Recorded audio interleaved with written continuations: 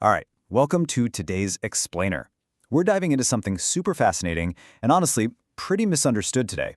You know, in our modern wellness culture, eating healthy is praised pretty much 24/7. But what actually happens when that totally well-intentioned desire to be healthy crosses an invisible line and becomes a dangerous clinical obsession? Well, today we are unpacking orthorexia.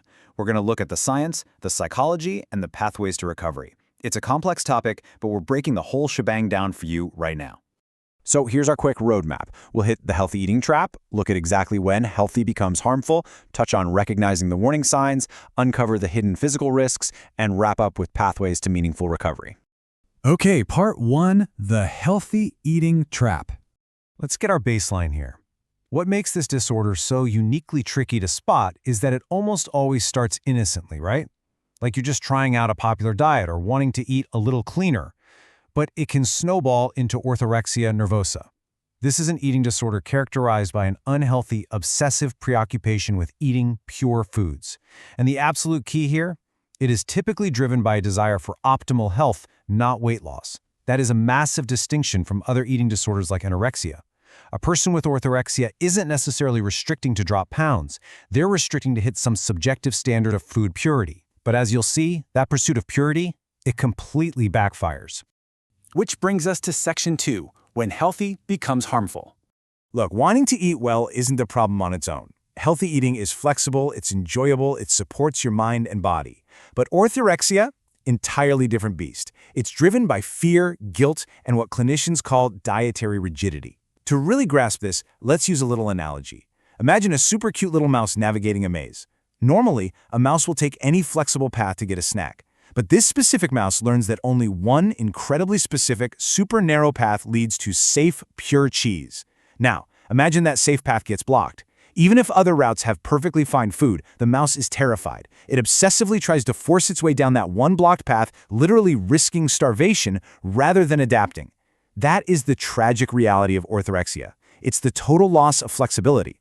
When self-imposed rules are broken, it triggers immense, overwhelming anxiety. All right, section 3, recognizing the warning signs.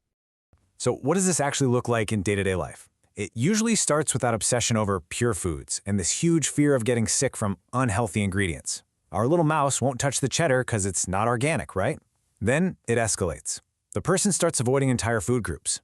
They refuse to eat out or touch anything prepped by someone else. They're spending an excessive, consuming amount of time researching nutrition. And the saddest part, social isolation. They withdraw from their friends because being around unapproved food is just too stressful. It's like our mouse, hiding in the corner of the maze, terrified of the other mice who are just happily eating normal cheese. It becomes a life consumed by food research, swinging wildly between feeling superior when they eat perfectly and feeling crushing shame if they slip up. There's a quote from the clinical literature that just hits the nail on the head here. Meals may feel less about nourishment and more about avoiding discomfort, shame, or fear. Man, that is just heartbreaking, isn't it? Food is supposed to fuel us. It brings us together. But for someone dealing with orthorexia, sitting down at the dinner table feels like walking into a minefield of anxiety and control. Moving into section 4, the hidden physical risks. And here is the deeply hidden, tragic paradox of this whole thing. Striving for perfect health actually ends up destroying the body through malnutrition. Even if someone 100% believes they are eating perfectly clean, severely restricting essential food groups literally starves the body of what it needs. This rigid elimination leaves the body lacking vital vitamins, minerals, and calories. Our cute little mouse is trying so hard to be perfectly healthy, but it's physically wasting away. We're talking visible signs like unexpected weight loss, constant fatigue, dizzy spells, and even hair loss. And if it's left untreated, the consequences of this malnutrition become severe. Long-term nutritional deficiencies cause osteoporosis. That's where the physical structure of your bones weakens and becomes dangerously brittle. But it doesn't stop there. Clinical sources note that untreated orthorexia can lead to hormone disruption, kidney failure, and really dangerous problems with the heart, including an abnormally slow heart rate. The intention was optimal health, for sure, but the biological reality is systemic damage. Finally, section 5, pathways to meaningful recovery. Okay, I know that was incredibly heavy, but here is the good news. There is a tremendous amount of hope.